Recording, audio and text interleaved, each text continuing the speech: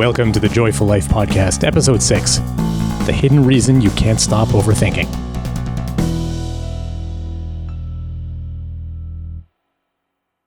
All right, we're back. We're back. What is this, Episode 6? This is number 6, yes. Nice. Happy Thursday, yeah. Yeah, happy Thursday. Welcome to your Joyful Life Project. The podcast. The podcast. Your Joyful Life Podcast. Yes, that's what we're doing, isn't it? Yes. All right. Yeah. So I've been thinking a lot about our last podcast about stories. Yes. And as a weird segue, speaking of stories, do you remember the movie Willow? I remember there is a movie called Willow. Yes. Okay. I watched it kind of recently, and it still holds up. It was a childhood favorite of mine. I love that movie. Right. It takes place in this village, and the hero of the story is the people in the village have sort of a light bit of magic, sort of accessible to them. And this the main character is wanting to be an apprentice from the master of the village. And every year the master takes one apprentice, and there's a scene near the beginning where he's got the potential apprentices lined up, and he says something like magic is sort of the power of the universe, and he said the power of that universe is in which finger, and he holds out his hand, and everyone goes and they pick a finger and he puts it down. He says, no, and he gets to Willow, and Willow hesitates, and then he picks a finger. The guy says no, and he says, no apprentices this year. Everybody failed the test. And then he talks to Willow after, and he says, you hesitated. What was your first answer? Like, what was your gut answer before you picked the wrong finger? And Willow says, oh, it was stupid. He says, no, tell me. And he says, it was my own finger. And the guy, the master, says, that was the right answer. Wow. So what I wanted to talk about today, as I think about... Sorry, I have to get rid of the visions of E.T. now. Yeah, that's a different movie. That is a different movie. All I've got in my mind is an image of a glowing finger. Oh, right. Yeah, there was no glowing in this one. Some other wizard stuff. Yeah, it's a good movie. Highly recommended. Anyway. I will go back and watch it. Bit of a tangent there. So the more we talked about stories, and I've been thinking about this before that podcast and since, and once we start realizing that everything we're doing is a story, we are sort of always living in our stories. And once you start noticing that more, I find it takes the power away from the story, right? Once you realize this is just a fiction I'm making up, then the story sort of falls away. And what it's being replaced with is the word you always use, which is possibility. Right.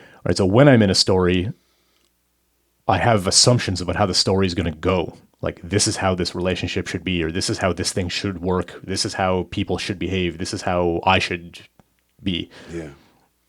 Once you take that away, there's uncertainty, right? You're in the state of like, I don't know anymore because I don't know what the story is, which opens you to possibility. And what has been coming up and what I want to talk about today is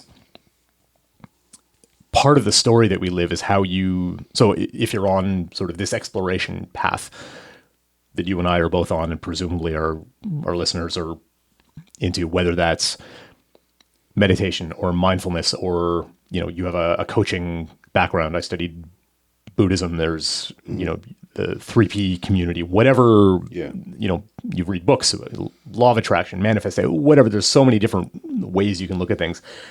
Those are all stories. And that's not to say they're not useful. It's not to say they're not true, although I'm not really sure what that word means. But what I've been finding is, as we let go of our stories and embrace that potential, going back to Willow, the thing that's been coming up for me is I'm the source of my own truth. Right. And yes, I'm influenced and have things I can draw from all of these stories and teachings and frameworks and all of that. But what's been coming up both in real life and when I meditate, I've been having sort of mirror complementary experiences, is the more I try and follow somebody else's instructions, the more I'm stuck in the story of those instructions, and the more that I let go of those instructions and just sort of feel more internally, trust my own instincts, use my own finger. I've been noticing sort of better outcomes or experiences that are more aligned with the type of experiences I want to be having. I'll stop there. But that's what I wanted to talk about today, is sort of that, is hearing yourself, feeling yourself, trusting yourself. What do you hear in all that?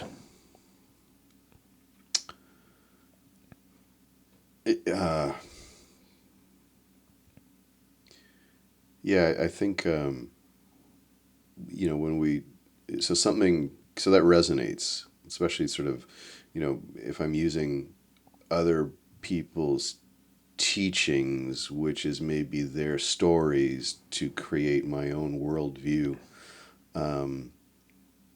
I think that can get slippery. It's something that struck me, a number of years ago, I think, or started to strike me a few years ago, is, if we're all making it up, then the teachers are making it up. Right? If we're all making it up, and I'm sitting here listening to someone as if they know something that I don't know, right, then they're also making that up. So it started to bring to mind. So I started to question not the legitimacy of teachers, or of people I was listening to, but just that, well, if we're all making it up, then the person I'm sitting here listening to is also making it all up. So what I'm getting is their opinions and beliefs and their stories right, about something. Yeah. And sort of landing on that changed the dynamic, I think, of how I listened to people. And it also, I'm not sure if this is going to be the right expression of this, but it also validated, as you were saying, the value of my own finger. Yeah. Right? Right. Like, it's okay, we're all making this shit up. We're all telling stories. We're all making it up. Well, why is that story right?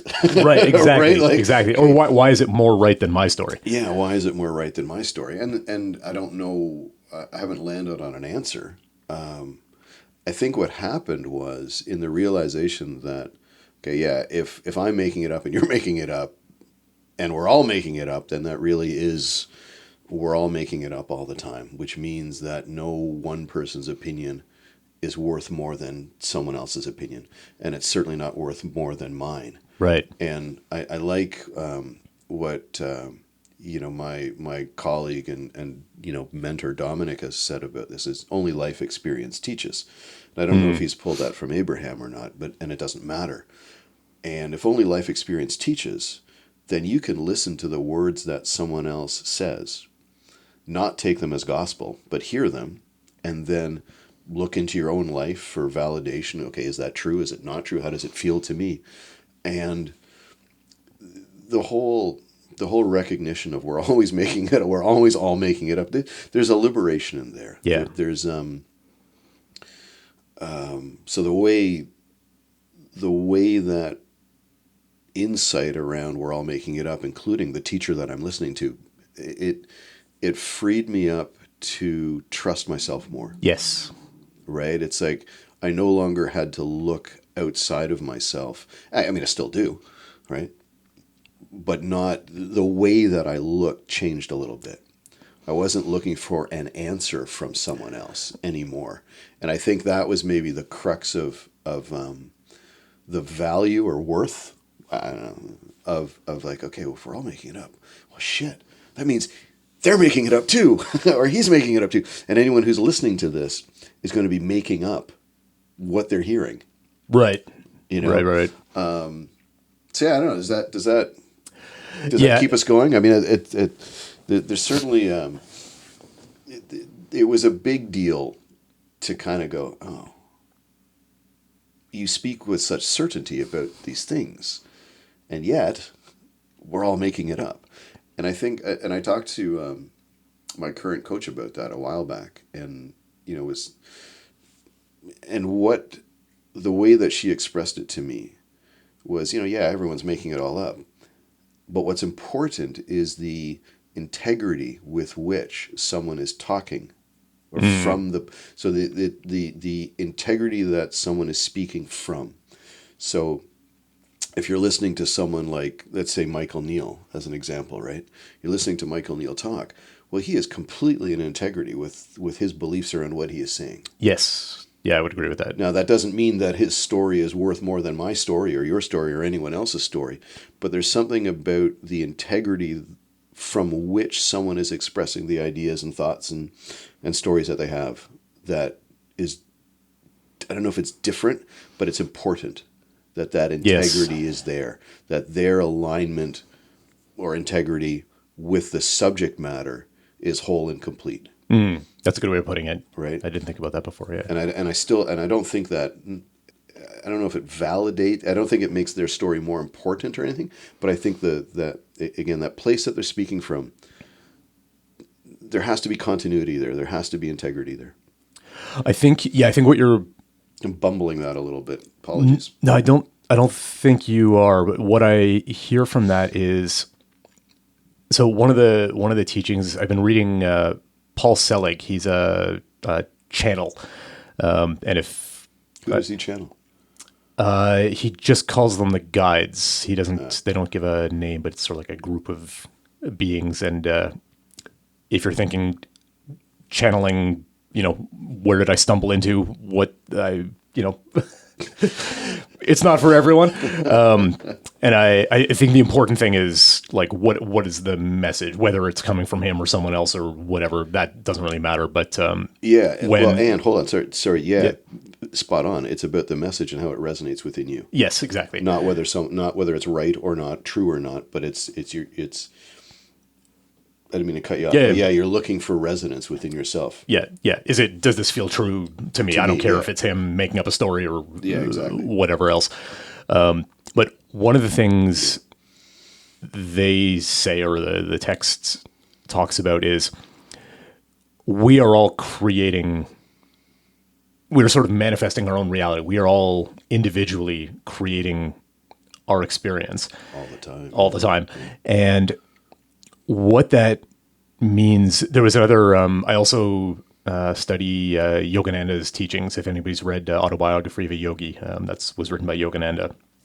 And it's a yoga school, I guess. And he says something really interesting, which is all the concepts that people have of, like in Hindu mythology, different gods and deities and things like that. He says, once one person has created that idea, it's now sort of accessible in the ether for other people. Oh, interesting. To resonate with. And it's not just gods and deities, it's sort of every idea, every concept, every whatever. So one person is the spark that creates a new thing. The catalyst. Is just a creator, in the universe. Like, now this idea is in the universe. Right. And it is real in the sense that now other people can sort of find it or latch onto it or whatever, which is fascinating to think about. That, and I've heard the thoughts are things. Like, well, that's what at least that's what I hear, which is like, you are literally creating something with your thought, and now it exists when it didn't exist before, and other people now have access to it. Ooh, that's interesting. But going back to what you were saying, and the reason I was thinking about all that was, as we go through this personal process of creation, like, that's why nothing is more true than anything else, because everything is created. And so when you're hearing a teacher, they have created that idea and put it out, and now you have access to it. Right. Or they have learned it from somebody else, they have accessed it and are communicating it, or maybe they're putting a spin on it or whatever. So those things are all real. But what sort of the essence that I'm sort of taking from all this is, we are just how powerful the idea that we are our own creators of our experience. And yeah, we can think about these ideas and we can test them out. We can resonate with them. We can reject them, whatever. But nobody else is having a more valid experience Right. than we are. And that's why we have to trust our own. And I think it goes back to that alignment you were talking about, Right. which is when I'm just playing around with a bunch of ideas, I may be aligned with my journey Right. in that I'm sort of experimenting and playing and whatever. But when I settle, and I don't mean like an end point and now I'm done, but Yeah. when I have more alignment into who I am as an individual, when that gets communicated, I think that's more powerful as opposed to somebody who's just teaching somebody else's ideas. Right. Yeah. Yeah. What I hear in that is you're talking about embodiment, Yes. right? Taking something in, and I don't know what the right language is, mulling it over, spending some time with it rather than just hearing something and then parroting it back, like actually seeing if it resonates. Grokking. Grokking. I've been reading Stranger in a Strange Land for the first time in a couple decades, and Right. grokking. Yeah, What does that mean to you? grokking is, I think in the book the literal translation of grok is, I think, to drink, but Right. it means to sort of fully embody, absorb, experience, intuit, become, kind of like you're thinking of something, it's a knowing instead of a thinking. Right. Right. Oh, that's neat. Yeah.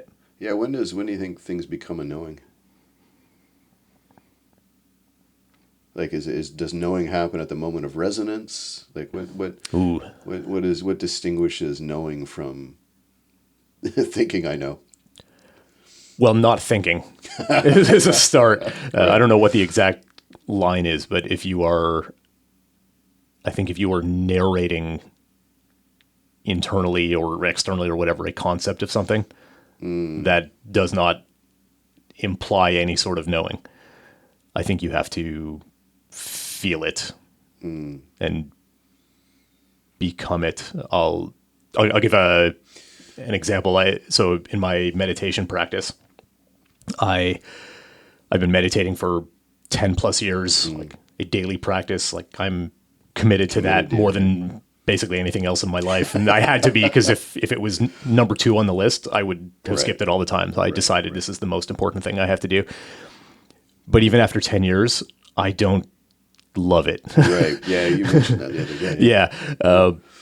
So I understand. I believe in the benefits of it. Like I've seen sort of practical evidence that my life is better for having doing it. So I'm not doubtful of the process. Right. But I don't experience sort of joy in doing it.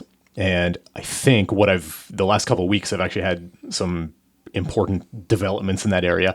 And the development was everything we're talking about, which is I've been following other people's teachings, Right. and I've been doing a thing while I've been meditating. Even if the thing is just the instruction of, watch your breath and come back to it, or, do whatever it is. And in dropping those stories and sort of going into my own feeling, and I mentioned the getting out of the story and asking a question instead. So when you have a story, you have an answer, right? Because this is the way things should be. That's the story. Right. When you There's get certainty about it, isn't there? Yeah. There's a certainty or there's sort of scope limit. Like the story is a constraint, whatever Right. the story is. Right. Yeah. And what I found is the antidote to that is curiosity and asking questions. So when you have a question, you don't have the answer. And the question I started with is, okay, all this stuff, enlightenment and bliss and joy and whatever, I'm not getting there. I mean, maybe I'm on the way there, but I'm not feeling it in the moment. And the question I asked was, can I just find peace Right. in this moment? And I found it. I like sort of literally and physically found, I found a feeling in my body, a little tingle. And when I put my attention on that tingle without telling myself a story of like, oh, it's the third chakra, I don't know, I don't care. Yeah. But in the moment, putting my attention there, I felt for maybe the first time in 10 years of practice, just complete peace. And peace meaning I'm not thinking about what's next. I'm not trying to do anything else. I am just here experiencing this wonderful moment. And the reason I'm talking about that is you say, how do you know? Like in that moment, I know peace, Yeah. right? It is all that I am experiencing in the moment. And now I know what peace is. I don't think I did before. I am now a knower of peace, and I'm not knowing it. Like I don't know it in this moment. We're talking. I'm distracted, Yeah, right? yeah. Well, Who's to say that this can't be a moment of peace as well? It certainly could be, Right. but that's not my experience. Yeah, Is yeah. a little more intellectual, a little more engaged, a little more. Yeah, I'm loving it. I'm having a great time right now. But I wouldn't define it using the word peace. But I think if I It's an interesting story. yes, it is. I think if I shut up for a second and Who knows? Yeah. I could find it pretty quickly. It's neat what like when you step into the awareness that we're all creating stories all the time. We're always making it up, and then you step out of the attachment that has on you. Yeah, life looks a little bit different, doesn't it? It's like, oh, I noticed that. Oh, that's cool. Period. Right. Oh, that's interesting. Period. Rather than, oh, what is that? Oh, I noticed something, and then this I don't know, conditioned response to understand or explain, right? Seems to get in the way of just enjoying the moment. Right. Yeah. It always turns into, man. either what does this mean? I have to let me think about it, or what should I do? What should I solve? How do what I should stay here? Or how do I say, yeah, what should I figure out? The stories keep storying, and it really does take you out of the moment. And I think until you realize, at least until I started noticing that more, I didn't realize how much of the moment I was missing. Right. Yeah. There's something I was talking to, I've spoken to lots of people about this, but when you're, in a past story or you're in a future, if you're past storying or you're future storying, the place you're not is here now. Right. Right. So stories have this amazing ability to take us away from the moment, and I think away from ourselves. And I loved what you sort of said earlier about, looking for answers in other people's stories. And I think that can have value, right? I mean, if you use martial arts as an example, which we both have experience with, and maybe using story here is a bit of a stretch, but you're taught a structure. Mm-hmm. That structure has value. Yes. Or you're taught a way to think about something, or you learn a way to think about something, or you learn a way to navigate, or for the, you're learning a new way to be curious. Those things all have value until they don't. Yes. Right? It's like if you're learning to ride a bicycle, training wheels have value until they no longer have value, and then you're in your own experience of the thing. So it's interesting. I don't want to come off as negating the value of other people's stories, because I don't think that's fair to do either. And I also don't think it's fair to yourself to treat those as gospel or truth. Right. They might be a bridge, right, about something. Someone might have a deeper understanding within their story. Okay, that resonates with me. Cool. And from that point on, I don't know if develop my own story about it is accurate, but I can get into the feeling of, oh, okay, yeah, that resonated. Where does that point to? Where does that take me? Right. Yes. So I think I just love that there can be value in stories from other people, and they can also be a hindrance. I just find it interesting how we view the story that we're hearing from someone else. Yeah, I was thinking. I think about music a lot. So I don't have a musical bone in my body, other than So the kids got it from your wife. Yes, right. Yes, both of them. So my daughter has been learning violin since she's been about 3 years old, and from a very sort of well-known and structured school, and every student learns every single thing the same way. Right. And she has practiced diligently. And when you listen to this little girl play, you're like, wow, that's I played music and saxophone in high school. Like I was never as good as this. And watching a girl who's a little girl, lap me multiple times in terms of musical ability is crazy. And the thing that school doesn't teach is creativity. right? There's no improvisation. There's no anything. It's like you do all these things. You get to the end of, 10 books of music, and you were a very good whatever player. And from there, so like that is sort of as structured as you can be. And I guess from there, presumably everyone who goes on to continue this would then Develop, yeah. develop. And then on the flip side, I watch my son who hates structured learning of any kind and got, he started with GarageBand on his Mac, just making music digitally. And when I listen to what he creates, like he has a sense for music. Like every note makes sense. There's never a time I've listened to something where I've been like, ooh, that shouldn't be there. Like it's all. And then he got a guitar and started teaching himself guitar, and like he's picking it up and it's completely unstructured. Right. And watching those two, he is much more creative. Right. Like he started with creativity. He started from scratch and like, hey, if I push these buttons on the keyboard, can I make a multi-track song? And it sounds amazing. So anyway, that's a long rant to say, I think there's value in both of those things. Like there is value in structured, like we're not starting from scratch. There's the entire human history of experience and wisdom. You don't have to start at the beginning, shoulder of giants kind of thing. Right. But only relying on all of that and trying to sort of catch up to humanity, I guess, without adding your own spin to it is, I don't know why. Like it's already been done. Like what's the point of following someone else's teaching just to be as good as they are and then stopping?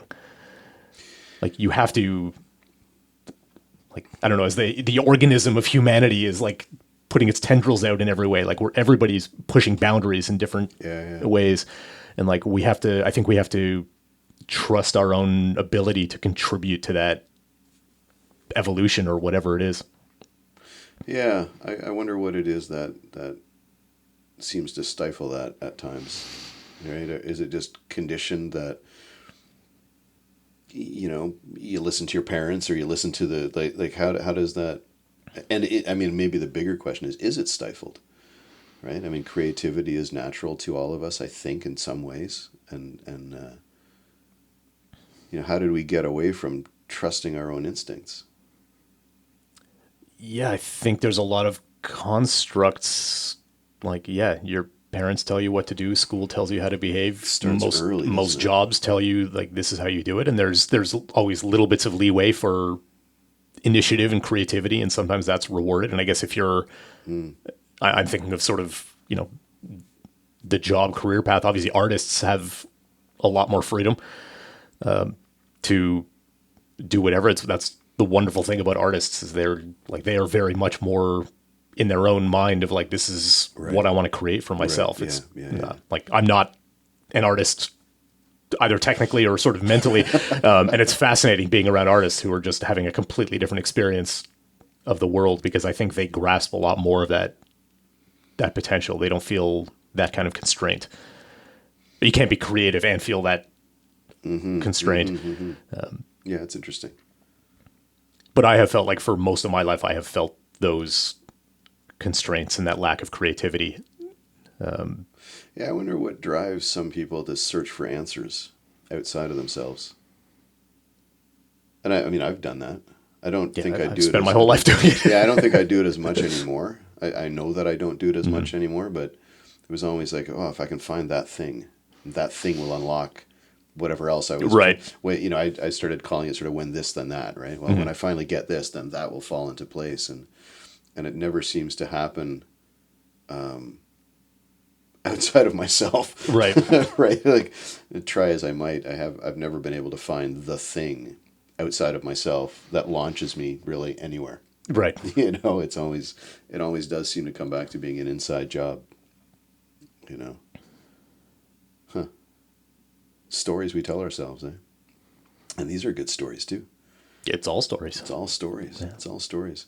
Which, so how do you discern, and maybe this is a rhetorical question, but how do you discern a good story from I hate to use the word bad story, but, unhelpful story? How do you tell the difference, I'll take that as a literal question and not a rhetorical question. Yeah, absolutely. Please do. But I mostly learned this from you, which is the feeling, Yeah, right? it The is. feeling that comes with the story. And when we are living in a story and acting through a story that doesn't make us feel good, like if I'm doing something at work, with a colleague, and I'm feeling, maybe they made a decision I didn't like, and I'm feeling resentment or frustration or something because I have a story that they're wrong and I'm right and I know the better way and nobody listens to me. It's unjust, whatever that story is.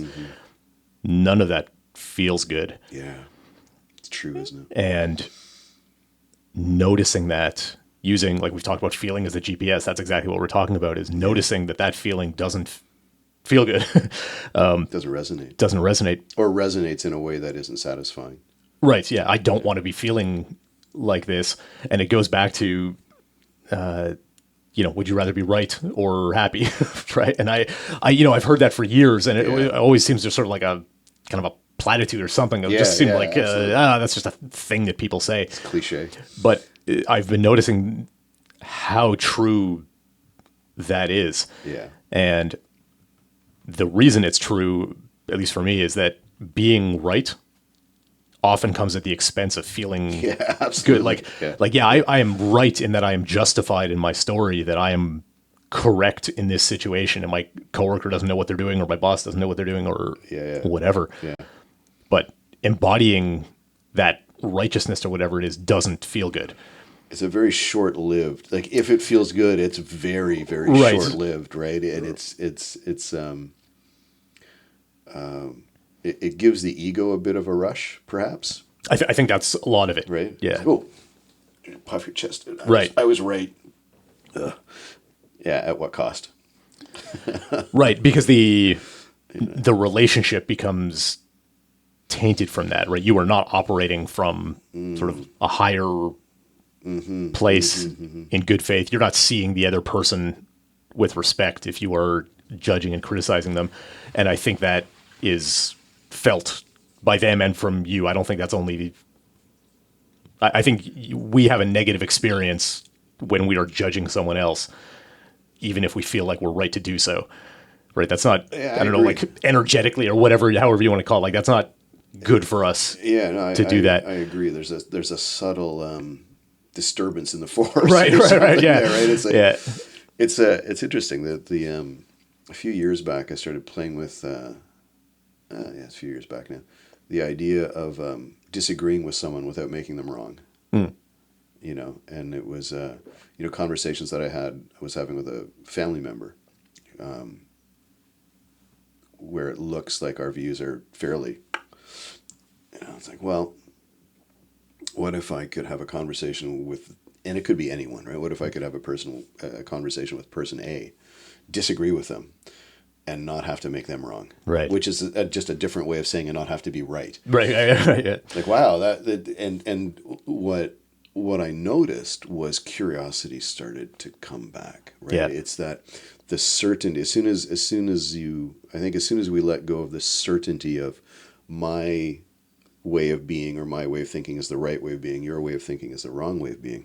As soon as that certainty dissolves a little bit, I think curiosity comes back in. Yeah. And curiosity is a wonderful place to communicate with, or with someone.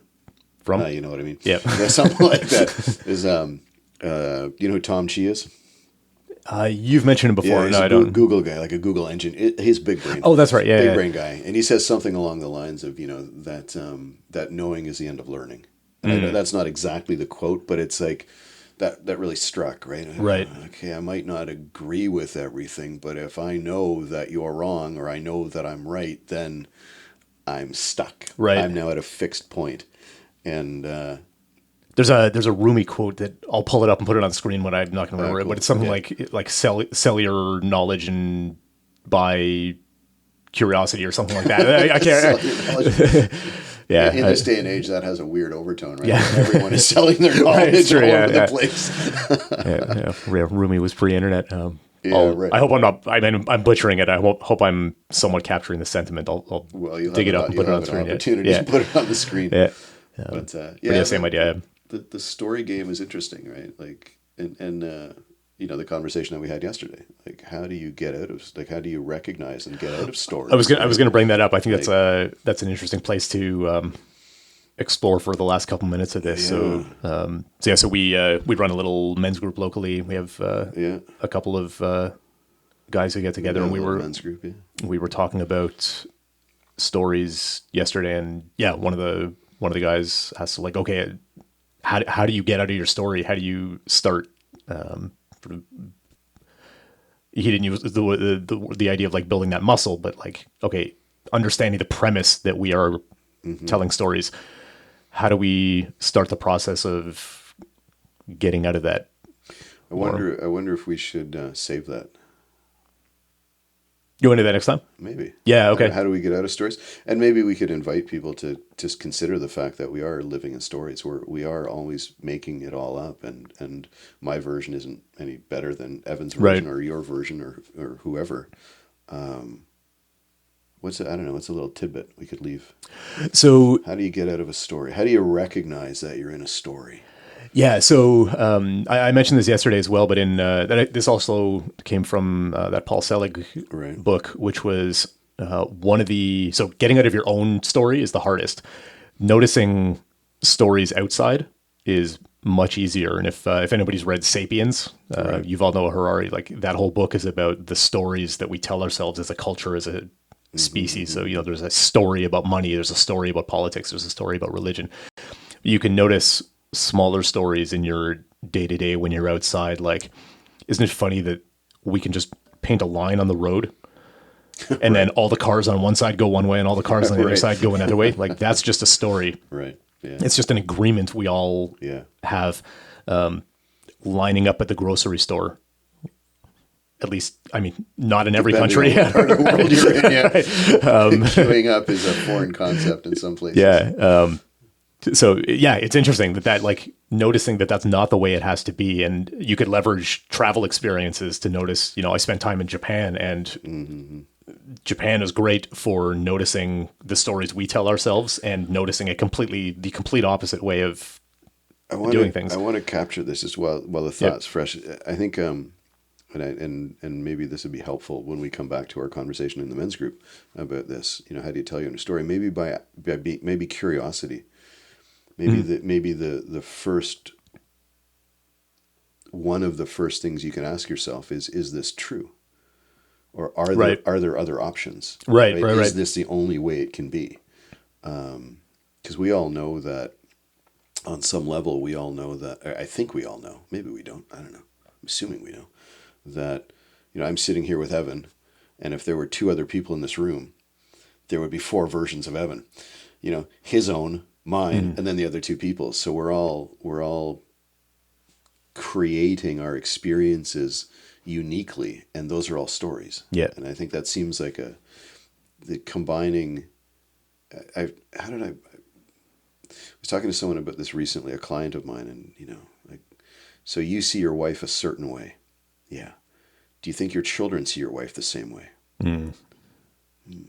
No. Well, those are stories, right? Those are stories of creation. I'm creating that person this way. That person's creating that person that way. That person's creating that person that way. Who's to say which one of those creations are right? Right. I mean, they're all right.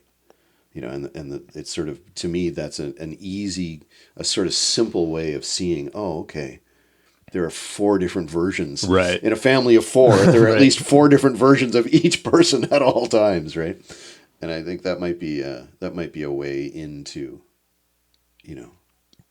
Yeah, that's like, a good one. we're making this all up. Yeah. I can look at a pen and you look at a pen. It's a pen. We agree on that, and the meaning behind it is completely different. Right. Right. So, but it's so much easier to see it in other people, and I think you can sort of reverse engineer well. And I think it's helpful to. I guess we're into it a little bit now, but it's helpful to if you have an understanding that we're all sort of the same. We're unique. We're all the same. We function in a similar way. Well, if you can see in others that they're making up stories, What makes you think you're not just like them? And Yeah, also I'm the making up only a one who's story. not. Yeah, Right. Oh yeah, all but of mine you are out true. there Yeah, yeah, that's right. Mine are true. Okay, now how do you want to pressure test that? Right. yeah, Yeah, it's interesting. yeah, Fascinating conversation. It yeah. really is.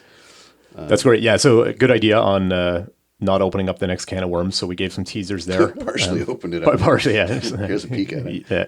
But yeah, next time let's explore stories again and sort of how to notice them, how to maybe free yourself of You the, know, there's just going to be one answer, right? of course, but don't say it right now Right. because we need more content. That's right. It'll distill itself, and yeah, it'll be that answer again.